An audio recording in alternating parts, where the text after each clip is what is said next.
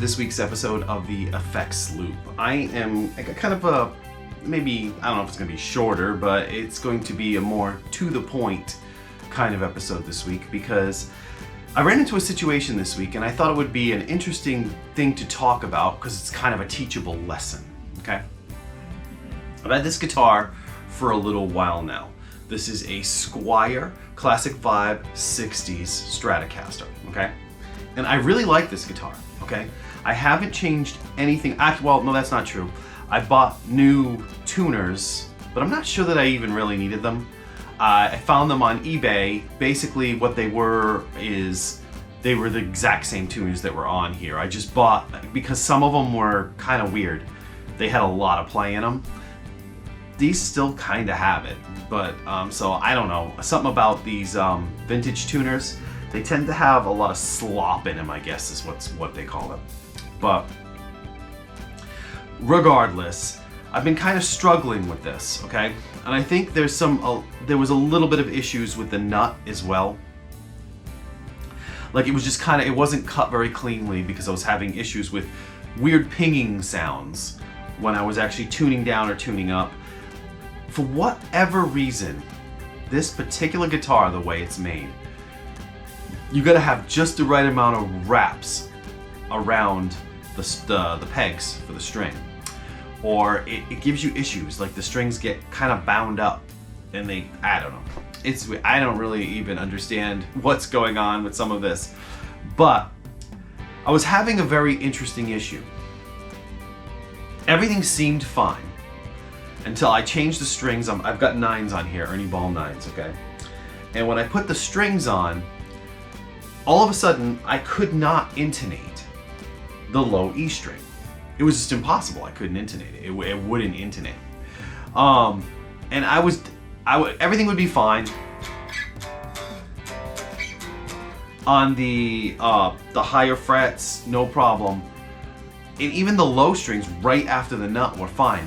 But then you'd go to, say, like a C or a G, and when you hit the D string, the G string, sorry, a G on the E string. What am I even talking about? When you play a G chord on the E string, the low E was slightly sharp. So it was very interesting to me because it was just a little bit sharp. Enough to be annoying, because if you tune to a tuner, everything would be fine, but the A and the E string would be a little, like the low E and the A string would be a little bit sharp, and I'd have to just kind of adjust them by hand. And if I adjusted them by hand, they were fine, and I didn't really notice any other major issues. But it was driving me crazy. It was one of these little things that was like, what is going on here? So my first thought was the nut. I was checking the height of the string from the nut, and it looked like it was a little high. We weren't talking a lot, but a little high. So I, used a piece of sandpaper. I don't have any nut files, so I used a piece of sandpaper and a string, and I filed it down just a hair, and I got it down to where it was like seemingly accurate as far as the height of the string right after the nut. I mean, I don't know if I filed the nut very well. I mean, this is all kind of new to me. I'm not very, it's not my forte, filing the nut yet. I mean, I'm practicing. I'm trying to get better at it. But, so then I double checked it, and it was a lot closer. The A string fell right into line. It was fine. I'm not having any problems with the A string now. The E string, still, no matter what I did, and I made sure the height was right and everything, I could not get that E string to intonate. So I'm like, why is this doing this to me? I don't understand what is going on here. So, I start scouring the forums, just reading stuff like we all do, to try to figure out what's going on here. Well, I came across a very interesting thing. If you take a look at the saddle for my low E, you should hopefully be able to see and notice that there is no spring on it because I took the spring off. technically what I could have done is I could have cut the spring in half, but I just took it off for now. Maybe I'll cut it and put it back on, but it seems fine without it. Apparently, I wasn't getting enough length on the E string. I wasn't able to pull the saddle back far enough to intonate the low E string.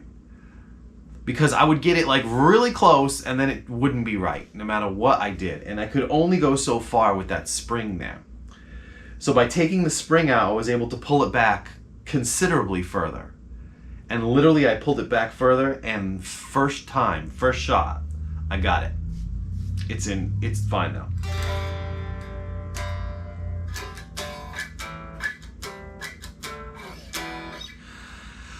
It's as close as I can get it, and seems to be pretty darn close. Like, it seems fine. Like, it's as good as any of my guitars at this point.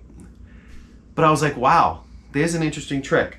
Pulling the spring off of the low E so that I can get more like intonation space. Because for whatever reason, the way this guitar was designed, it could be a flaw. It's probably a mistake. Who knows?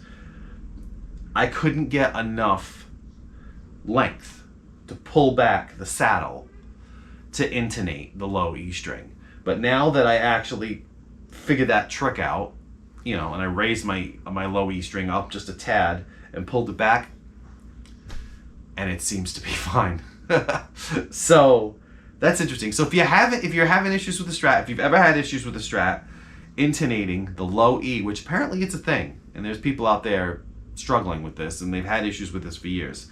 If you ever had issues intonating the low E, and you've just kind of gotten to the point now where you just kind of like, you tune to it with the guitar. You don't you tune the rest of the strings and then you fix your low E because it doesn't really work by the tuner. You might want to try pulling off that spring right behind the saddle on the low E, and then try intonating again. Pull it back considerable amount further. I mean, I am currently very close to the edge. Like, I pulled it all the way back. So, yeah, interesting little journey. But they're stair-stepped, going up, like EA, EAD, the low strings, which is the way it's generally the way it looks if the guitar is intonated correctly. And they're stair-step for the last three, which seem to be fine as well. Honestly, it's a little wacky looking, but I think it's right. But apparently this is an issue that people have with certain types of Strats, and I never encountered that issue before. I've had, of course, we all know about, you know, Les Paul style guitars and Gibson style guitars and the G string, and how when you intonate that, a lot of times you'll have to pull it all the way back. I mean, I've even done it, flip the saddle that it goes over, flip it around so you can get a little more extra space, and you can pull the intonation back even further so that it intonates as closely as possible. I mean, that's a flaw inherent in the design of like Les Pauls and 335s and those type of guitars. SGs, same thing. It's just Gibson. It's a Gibson flaw. And Epiphones, since they're designing them after Gibson, they don't fix the problem. They kind of have it as well. But apparently this can be an issue with Strats as well. So if you're having this issue, there's a quick and easy fix, I guess.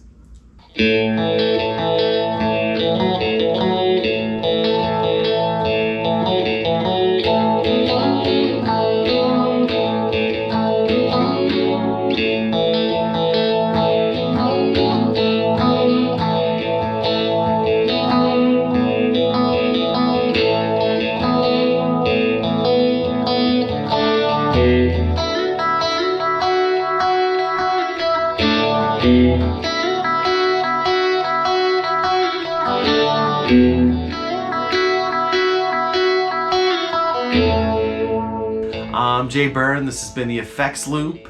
If you like this kind of stuff, like, comment, leave me a message, let me know. I'm really trying to make this channel kind of legit now, and yeah, I'm over 1,000 subscribers. Thank you very much for everybody out there who helped me get to there.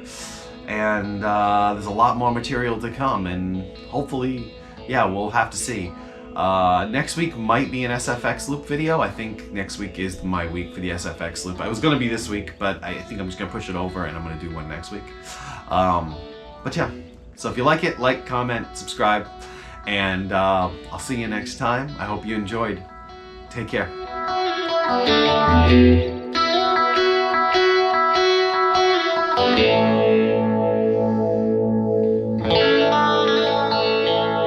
Thank you.